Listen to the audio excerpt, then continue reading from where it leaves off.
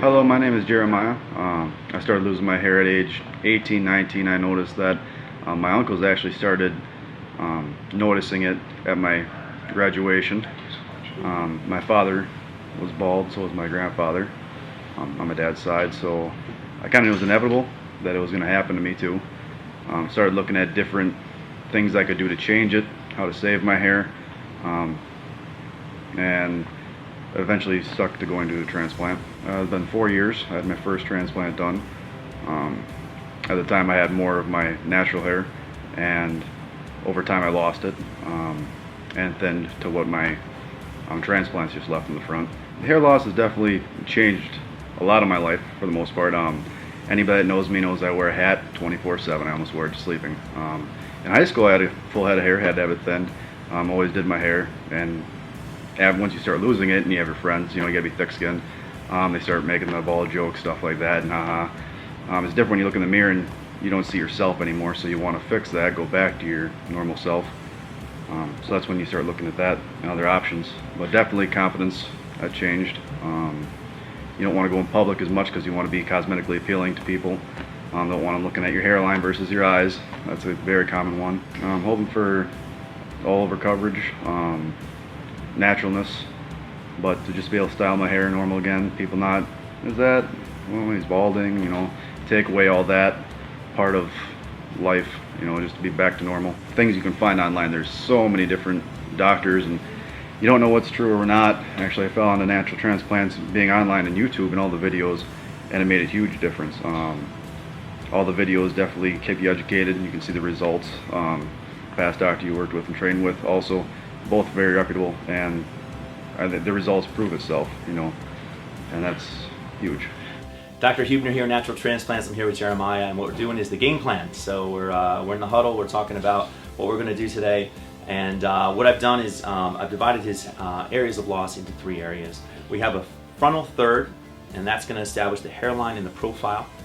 We have a middle third, and then we have a crown in the back. The crown is that circular area that generally has a spiral component to it. And what we're talking about is what his priorities are. And I always advise my patients to fix the front before you fix the back. The front is the profile. When you shake somebody's hand, you look in the mirror, you see profile, you see hairline. So this is going to make a nice difference in him. You can see what he got from one transplant, which we call a bunch of nothing, which is, obviously if he didn't have the grafts there, it'd look different. But we want to get him some meaningful density today, which would be about 30 to 40% of your natural density in the back, depending on his hair type. Fortunately for Jeremiah, he has nice thick hair. It's such a mean trick. I'm sure when he was younger, he had a thick hair, thick head of thick hair, and he just doesn't have it where he needs it now. So you can see the miniaturization of the hair, the difference in the hair on the top. It's very thin, caliper, almost wispy, transparent hair. It also doesn't grow at the same rate as the hair in the back. And I was talking to Jeremiah earlier. When you go to the barber, this stuff. Oh, actually, your fiance. Congratulations. Fiance cuts his hair, and she probably notices that this hair doesn't grow quite at the same rate as this hair in the back. So, so what we want to do is get in there. We're gonna pretend that he's gonna lose all his natural hair eventually. Hopefully not. He's getting on some products. We've elected to start from the front. 1 and 2 hair micrografts to soften up this front, so it's a nice natural transition into some larger grafts behind there to get rid of this doll's hair appearance. Some of these grafts in the front that he has are a little too large. So we're going to soften all that up so he doesn't have the pluggy doll's hair look. Start from the front and work our way back as far back as we can go. I know that I can get 2 zones of this today. Depending on his elasticity, if I can get a little wider strip, I'm going to try to get into the crown as well. We just don't know until we get in there. So I'm really excited about today. Thank you so much, Jeremiah, for sharing your experience. We'll be checking in throughout the day to show you his progress. Dr. Huebner here, Natural Transplants. I'm here with Jeremiah. We're about a third of the way through the procedure. At this point in the procedure, we've taken the strip out, and our technicians are now cutting those into multiple grafts. I'm very, very excited because in Jeremiah's case, his elasticity was amazing. So not only did we get the strip that we anticipated, we were actually able to get a 3rd strip, so we got an additional 20 to 30% more hair. So this is going to be tremendous. We're going to hopefully get not only this 2 zones, maybe even a little bit past that into the crown today. So, and we're going to jam pack it. But I wanted to hear from Jeremiah how your day's been going. What's your experience been like so far? Good. I didn't feel much. I mean, you have the anesthesia and there's a couple of pricks. Anybody that's ever had a tattoo, it's not even that bad. So, and once you're numb, it's smooth sailing. We've been sitting here listening to some music, cracking some jokes, talking about Wisconsin, and easy day. So I'm going to bring you around here so you can see that the incision really isn't an issue as far as him wearing a hat. I'll come right around here and show you. So you can see from the side here that basically suture line is not an issue as far as trying to hide that from people. Remember, we actually shaved this area as well. So this is not just an area of loss, this is actually where we shaved it. And you can see how close that suture line is. And it goes all the way around ear to ear. You can see how far up we come. So this comes above the ear. This is all good hair. This was not utilized in his last procedure, so this is really exciting. We got him a 31 centimeter strip from that, so even more than 30 centimeters. His density, you can see, is great. That goes all the way around nice and tight, and you can see that really hiding that is not an issue. Now, Jeremiah allowed us to shave today, and there's a lot of advantages to shaving your head as far as the aftercare, washing these grafts. But he's in a situation where he can wear a hat, so it's not a big deal. It's never mandatory to shave your head, but again, there are some advantages. But we do people all the time that are not able to shave their head and get great results as well. Just have to be a little more careful with the washing and aftercare. So, looking forward to seeing your progress, Jeremiah, and let's get some hair for you. Dr. Huebner here, Natural Transplants, here with my patient Jeremiah. And Jeremiah, how's the day been going? Good. What have you been doing? Just woke up from a nap. Had a couple of Valium, woke up from a nap. It's been real easy, man. We listened to some music. Hasn't felt a thing other than the anesthesia, right? So it's nothing to worry about. People get really nervous about when you're taking the strip out, how much it's going to hurt, how much pain you're going to be in. It's just going to be an agonizing day, and it just isn't. It's just an easy day. Easier than the dentist, actually. So, but anyway, what we've done is got an incredible amount of hair for Jeremiah.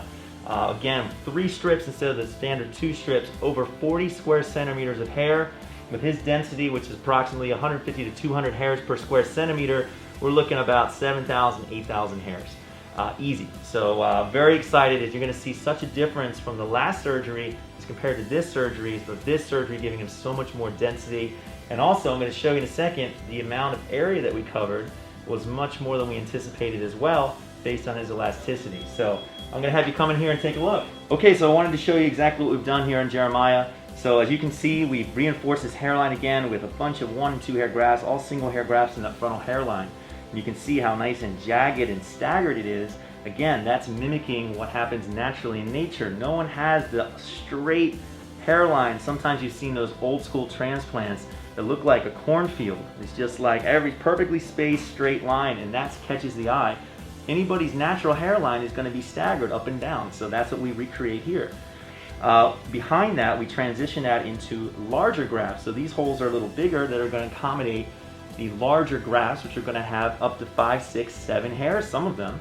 Now, if you put those types of grafts in your frontal hairline, it would look pluggy and a little doll's hair-like. So it's very important that you transition those in. But the benefit of having those larger grafts as opposed to a 2-hair graft is that that's going to give you some meaningful density. And that's sort of what happened last time. Is he got a bunch of smaller grafts behind here, and it didn't create the density that he wanted. So we're going for about 40% density with this procedure in addition to what he already has. Now you can see the area that we've gotten as far as coverage. So we've gotten his entire head basically back just to the crown. We got about halfway back through his crown. So this is even more than 2/3 of the way back. It's probably 3/4 of the way back on his head. And this is the hair that's going to make the biggest difference to his profile. When he looks in the mirror, when he shakes somebody's hand, it's going to look completely different. He's going to have a reframed face, and no longer is he going to be staring at scalp and scattered grafts and spaciness like he had before. So I'm really excited to see what he gets. Please follow his progress. He's going to be giving us pictures and giving us updates throughout the whole process, and I can't wait to see his results. Jeremiah, thank you so much for being a good patient and sharing your experience with other people. I know that people really try to identify with some of our patients as far as their hair type, types of grafts they're getting, and it's just nice to have normal people explaining their experience. So thanks again, Jeremiah. Not a problem. Knowledge is power.